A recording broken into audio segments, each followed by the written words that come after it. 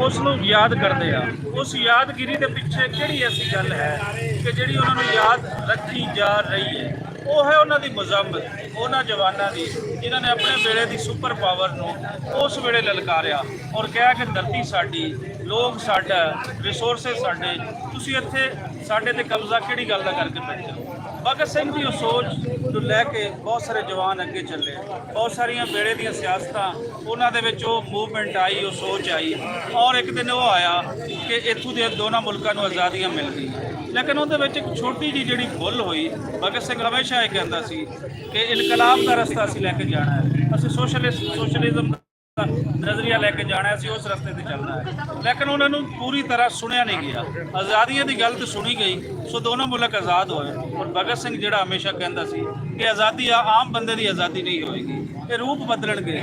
ਸੋ ਰੂਪ ਬਦਲੇ ਔਰ ਅੱਜ ਵੀ ਸਾਡੇ ਤੇ ਇੰਡੀਆ ਔਰ ਪਾਕਿਸਤਾਨ ਦੇ ਵਿੱਚ ਐਲੀਟ ਕਲਾਸ ਜਿਹੜੀ ਇੱਥੋਂ ਦੀ ਰੂਲ ਕਰ ਰਹੀ ਹੈ, ਉਹਨਾਂ ਦਾ ਆਮ ਬੰਦੇ ਨਾਲ ਕੋਈ ਤਲਕ ਵਾਸਤਾ ਨਹੀਂ। ਸੋ ਆਮ ਬੰਦੇ ਨਾਲ ਤਲਕ ਵਾਸਤਾ ਪੈਦਾ ਕਰਨ ਲਈ, ਲੁਕਾਈ ਦੇ ਭਲੇ ਲਈ ਲੋਕਾਂ ਦੀ ਬੋਲੀ ਦਾ ਰਾਜ ਹੋਣਾ ਇਹ ਬਹੁਤ ਜ਼ਰੂਰੀ ਹੈ। ਦੂਸਰੇ ਨੰਬਰ ਤੇ ਭਗਤ ਸਿੰਘ ਦੀ ਉਸ ਸੋਚ ਦਾ ਇੱਥੇ ਰਾਜ ਹੋਣਾ ਬਹੁਤ ਜ਼ਰੂਰੀ ਹੈ, ਜਿਹਦੇ ਵਿੱਚ ਆਮ ਸ਼ਖਸ ਦਾ ਭਲਾ ਹੈ, ਬਰਾਬਰੀ ਦੀ ਸਤ੍ਹਾ ਤੇ ਭਲਾ ਹੈ, ਸਭ ਦੀ ਸਾਂਝੀ ਇੱਕੋ ਖੁਰਲੀ ਝੁਕਾਉਣ ਦਾ ਨਜ਼ਰੀਆ ਹੈ, ਬੁੱਲੇ ਸ਼ਾਹੀ ਨਜ਼ਰੀਆ ਹੈ, ਸ਼ਾਹ ਹੁਸੈਨੀ ਨਜ਼ਰੀਆ ਹੈ। ਇਹੀ ਨਜ਼ਰੀਆ ਅੱਗੇ ਚੱਲ ਕੇ ਆ ਕੇ ਭਗਤ ਸਿੰਘ ਦਾ ਨਜ਼ਰੀਆ ਬਣਦਾ ਹੈ।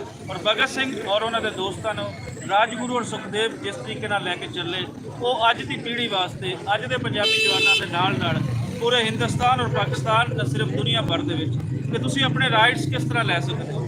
ਅਗਰ ਤੁਸੀਂ ਸੱਚ ਦੇ ਰਸਤੇ ਤੇ ਖੜੇ ਹੋ ਤਾਂ ਤੁਹਾਨੂੰ ਕਿਹੜੀ ਤਾਕਤ ਹੈ ਜਿਹੜੀ ਤੁਹਾਨੂੰ ਪਿੱਛੇ ਹਟਾ ਸਕੇ। 23 ਸਾਲ ਦੀ ਉਮਰ ਦੇ ਵਿੱਚ ਕੁਰਬਾਨ ਹੋ ਜਾਂਦਾ ਹੈ ਭਗਤ ਸਿੰਘ। ਇੱਥੇ 100 ਸਾਲ ਜੀਣ ਵਾਲਿਆਂ ਦਾ ਕੋਈ ਨਾਮੋ ਨਿਸ਼ਾਨ ਨਹੀਂ ਮਿਲਦਾ, ਲੇਕਿਨ ਉਹਨਾਂ ਦੇ ਰੈਜ਼ਿਸਟੈਂਸ ਅੱਜ ਵੀ ਜ਼ਿੰਦਾ ਹੈ। ਅੱਜ ਲੋਕ ਤੁਹਾਨੂੰ ਖੜੇ ਨਜ਼ਰ ਇੱਥੇ ਆ ਰਹੇ ਹਨ, ਇਸ ਲਈ ਹੀ ਨਜ਼ਰ ਆ ਰਹੇ ਹਨ ਕਿ ਉਹਨਾਂ ਦਾ ਹੀਰੋ ਭਗਤ ਸਿੰਘ ਹੈ। ਉਹ ਭਗਤ ਸਿੰਘ ਦੀ ਸੋਚ ਦਾ ਨਿਫਾਜ਼ ਕਰਨਾ ਚਾਹੁੰਦੇ ਹਨ। ਸਾਡੇ ਨਾਲ ਜਟਾਲਾ ਸਾਹਿਬ ਹਨ, ਤਾਰਿਕ ਜਟਾਲਾ ਸਾਹਿਬ, ਪੰਜਾਬੀ ਪੰਜਾਬ ਦੇ ਜਨਰਲ ਸੈਕਟਰੀ। ਸਰ, ਕੀ ਕਹਿੰਦੇ ਹੋ ਭਗਤ ਸਿੰਘ ਦੀ ਸੋਚ? ਅੱਜ ਭਗਤ ਸਿੰਘ ਦੀ ਸੋਚ ਇਨਕਲਾਬੀ ਸੋਚ ਸੀ ਔਰ ਇਨਕਲਾਬੀ ਸੋਚ ਹਮੇਸ਼ਾ ਜ਼ਿੰਦਾ ਰਹਿੰਦੀ ਹੈ। ਇਨਕਲਾਬੀ ਆਪਣੇ ਇਨਕਲਾਬ ਦੇ ਰਸਤੇ ਦੇ ਵਿੱਚ ਕੁਰਬਾਨ ਜ਼ਰੂਰ ਹੋ ਜਾਂਦੇ ਨੇ, ਲੇਕਿਨ ਆਪਣਾ ਪੈਗਾਮ ਛੱਡ ਜਾਂਦੇ ਨੇ। ਭਗਤ ਸਿੰਘ ਦਾ ਪੈਗਾਮ ਜਿਹੜਾ ਆਜ਼ਾਦੀ ਦਾ ਪੈਗਾਮ ਹੈ, ਇਨਕਲਾਬ ਦਾ ਪੈਗਾਮ ਹੈ, ਉਹ ਇਨਸ਼ਾਅੱਲਾ ਜ਼ਿੰਦਾ ਰਹੇਗਾ ਔਰ ਇਹ ਵੱਧਦਾ ਰਹੇਗਾ। ਔਰ ਇੱਕ ਦਿਨ ਇਨਸ਼ਾਅੱਲਾ ਆਏਗਾ ਕਿ ਇੱਥੋਂ ਦੇ ਲੋਕ ਆਪਣੇ ਹੱਕ ਜਿਹੜਾ ਹਾਸਲ ਕਰਕੇ ਰਹਿਣਗੇ।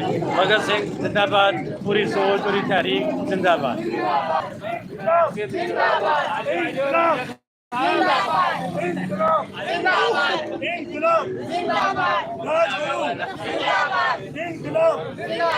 भगत सिंह जिंदाबाद, भगत सिंह जिंदाबाद, इंकलाब जिंदाबाद, राजगुरु जिंदाबाद, भगत सिंह जिंदाबाद। लालो लालो लाल सलाम, भगत सिंह जिंदाबाद, लालो लालो लाल सलाम, भगत सिंह जिंदाबाद, लालो लालो लाल सलाम। ਲਾਈਵ ਜਾ ਰਹੇ ਹੋ ਸਰ। ਇਕਬਾਲ ਕੈਸਰ ਸਾਹਿਬ, ਪੰਜਾਬੀ ਦੇ ਖੋਜਕਾਰ, ਪੰਜਾਬੀ ਦਾ ਵੱਡਾ ਨਾਂ, ਸਾਰੀ ਹਯਾਤੀ ਪੰਜਾਬੀ ਦਾ ਹੈ। ਔਰ ਪੰਜਾਬੀ ਦੀ ਗੱਲ ਹੋਵੇ ਤਾਂ ਫਿਰ ਭਗਤ ਸਿੰਘ ਦੀ ਗੱਲ ਨਾ ਹੋਵੇ, ਪੰਜਾਬ ਦੇ ਸੂਰਮੇ ਦੀ ਗੱਲ ਨਾ ਹੋਵੇ, ਇਹ ਕਿਵੇਂ ਹੋ ਸਕਦਾ? ਇਕਬਾਲ ਕੈਸਰ ਸਾਹਿਬ, ਕੀ ਕਹਿੰਦੇ ਹੋ ਅੱਜ ਦੇ ਇੱਥੇ ਇਕੱਠ ਬਾਰੇ? ਅਸੀਂ ਕਿਸ ਲਈ ਇਕੱਠੇ ਹੋਏ? ਜੀ, ਅਸੀਂ ਇਕੱਠੇ ਹੋਏ ਹਾਂ ਅੱਜ ਭਗਤ ਸਿੰਘ ਨੂੰ ਯਾਦ ਕਰਨ ਵਾਸਤੇ। ਭਗਤ ਸਿੰਘ, ਰਾਜਗੁਰੂ, ਸੁਖਦੇਵ ਸਾਡੇ ਹੀਰੋ ਨੇ ਪੰਜਾਬ ਦੇ, ਇਸ ਧਰਤੀ ਦੇ। ਔਰ ਇਹਨਾਂ ਲੋਕਾਂ ਨੇ ਜਿਹੜਾ ਇਨਕਲਾਬ ਕੀਤਾ, ਜਿਹੜੀ ਗੱਲ ਕੀਤੀ ਹੈ, ਕਿਸੇ ਇਕਤਦਾਰ ਵਾਸਤੇ ਨਹੀਂ ਕੀਤੀ, ਬਲਕਿ ਉਹਨਾਂ ਨੇ ਕਿਹਾ ਕਿ ਇਹ ਧਰਤੀ ਜਿਹੜੇ ਲੋਕਾਂ ਦੀ ਹੈ, ਇੱਥੇ ਰਾਜ ਕਰਨ ਦਾ ਵੀ ਉਹਨਾਂ ਦਾ ਹੱਕ ਹੈ। ਔਰ ਇੱਥੇ ਰਾਜ ਕਰ ਸਕਦਾ ਹੈ ਤਾਂ ਸਿਰਫ ਖਲਕੇ ਖੁਦਾ ਕਰ ਸਕਦੀ ਹੈ, ਆਵਾਮ ਕਰ ਸਕਦੀ ਹੈ। ਔਰ ਇਹ ਉਹਨਾਂ ਨੇ ਬੀਪ ਹੋਇਆ ਜਿਹਦੇ ਉੱਤੇ ਹਿੰਦੁਸਤਾਨ ਪਾਕਿਸਤਾਨ ਦੀਆਂ ਜਮਹੂਰੀਅਤਾਂ ਖੜੀਆਂ ਹੋਈਆਂ ਨੇ। ਔਰ ਅੱਜ ਵੀ ਇਸਤਸਾਲ ਹੋ ਰਿਹਾ ਹੈ ਆਵਾਮ ਦਾ, ਲੋਕਾਂ ਦਾ, ਉਹਨਾਂ ਲੋਕਾਂ ਦਾ ਜਿਨ੍ਹਾਂ ਵਾਸਤੇ ਭਗਤ ਸਿੰਘ ਨੇ, ਰਾਜਗੁਰੂ ਨੇ, ਸੁਖਦੇਵ ਨੇ ਆਪਣੀ ਜਾਨ ਦਿੱਤੀ। ਅਸੀਂ ਅੱਜ ਉਹਨਾਂ ਨੂੰ ਸਿਰਫ ਸਲਾਮ ਪੇਸ਼ ਕਰਨੇ ਆ ਔਰ ਇਸ ਧਰਤੀ ਦੇ ਪੁੱਤਰਾਂ ਨੂੰ ਅਸੀਂ ਹਰ ਵੇਲੇ ਯਾਦ ਰੱਖਦੇ ਹਾਂ। ਇਹੀ ਸਾਡਾ ਮਿਸ਼ਨ ਹੈ ਕਿ ਅਸੀਂ ਉਹਨਾਂ ਦੇ ਇਸ ਮਿਸ਼ਨ ਨੂੰ ਲੈ ਕੇ ਚੱਲੀਏ ਔਰ ਲੋਕਾਂ ਦੀ ਭਲਾਈ ਵਾਸਤੇ ਔਰ ਲੋਕਾਂ ਦਾ ਜਿਹੜਾ ਦਰਦ ਹੈ ਉਹਨੂੰ ਮਹਿਸੂਸ ਕਰੀਏ। ਇਨਕਲਾਬ ਜ਼ਿੰਦਾਬਾਦ। सरदार साहब इकलाब सरदार जनाब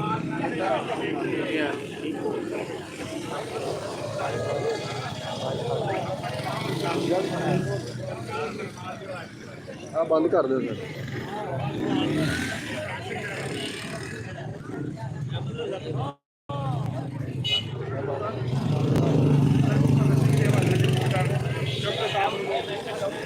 हाँ शब्द से अच्छा हो जाएगा।